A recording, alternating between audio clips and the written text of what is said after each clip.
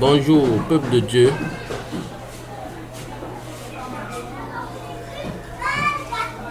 Nous sommes émus ce matin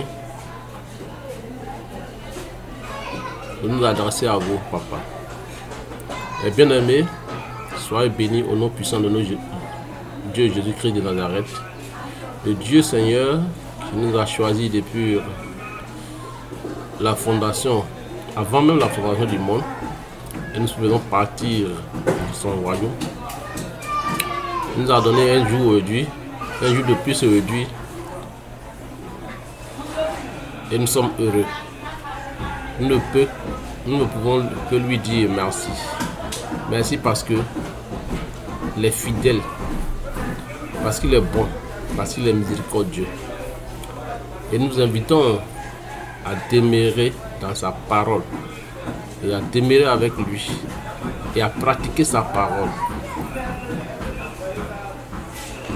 Une chose est d'entendre sa parole, mais une autre est de la mettre en pratique. C'est là que se trouve le problème. Comment mettre la parole de Dieu en pratique? La parole de Dieu se met en pratique en obéissant à ses commandements, en obéissant à ses directives, à ses voies qu'il trace, à sa parole. On ne désobéit pas comme Balaam a fait, en regardant à la richesse, en regardant au matériel. Quelle que soit la quantité du bien qui sera en face de toi, il faut rester ferme, intègre. Et c'est comme ça qu'on obéit à Dieu. L'obéissance vaut mieux que les sacrifices. L'obéissance vaut mieux que des dons, que les bonnes œuvres. Car nous sommes dans le temps de sélection par la grâce et non par les œuvres. Nous vivons maintenant par la foi et non par la loi. Car Christ est la fin de la loi, dit Romains 10, verset 4.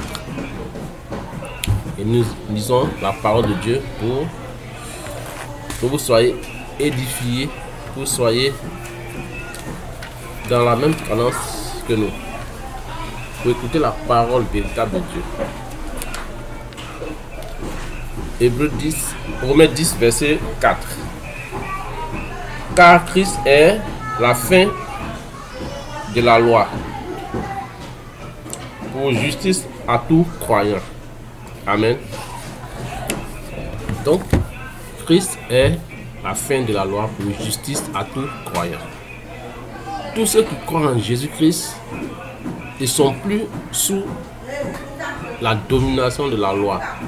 Les paiements de dîmes, les jeûnes, les cultes dans les bâtiments, les dimanches, forcément les éducations, les formations dans les bâtiments ou dans les maisons de formation pour les pasteurs. C'est le Saint-Esprit qui forme, c'est le Saint-Esprit qui enseigne et qui montre la voie véritable. Mais en dehors de ça, il faut s'instruire, il faut se former, il faut avoir les informations sur le Christ, sur l'Église et sur l'Évangile. Nous pratiquons l'Évangile du temps de la fin, où Dieu demande, où Jésus-Christ, notre Dieu, le Tout-Puissant demande de sortir des bâtiments et de venir évangéliser. Et lui-même nous indiquera, et lui-même épinglera, il donnera des cibles à atteindre. On ne frappe pas dans le tas, comme les gens le font, ils font les micros, ils se promènent pour crier. Dieu n'a pas besoin de bruit, il est dans les vents légers. Les vents légers, ils viennent de façon calme. Il dit, quand la main gauche donne, la main droite ne doit pas savoir. Ne faites pas de publicité pour ce que vous donnez. Publicité parce que vous êtes en train d'évangéliser. Publicité parce que vous êtes de Dieu.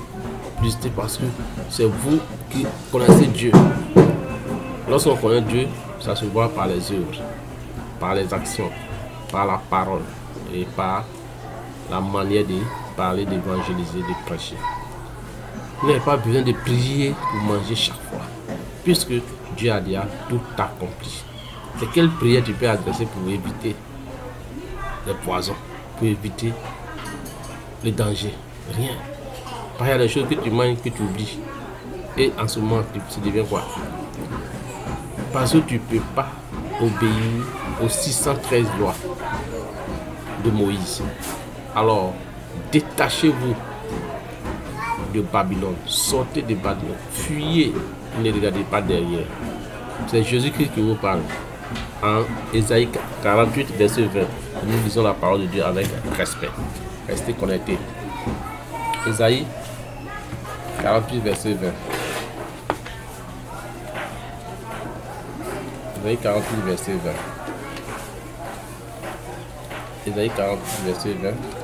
Le Dieu nous demande de sortir de Babylone. Le Seigneur Jésus-Christ, le Dieu véritable, nous demande de sortir de Babylone. Et nous lisons la parole. Sortez de Babylone. Fuyez du milieu des Chaldéens. Avec une voix de chant de joie, déclarez et faites entendre ceci. Portez-le jusqu'au bout de la terre. Dites, l'Éternel a racheté son serviteur Jacob. Amen. Alléluia. L'Éternel a racheté son peuple, son serviteur Jacob. Nous avons été rachetés de la main du diable. Et donc, n'allez pas vous mélanger encore avec les œuvres du diable. Car la loi n'a pas plu.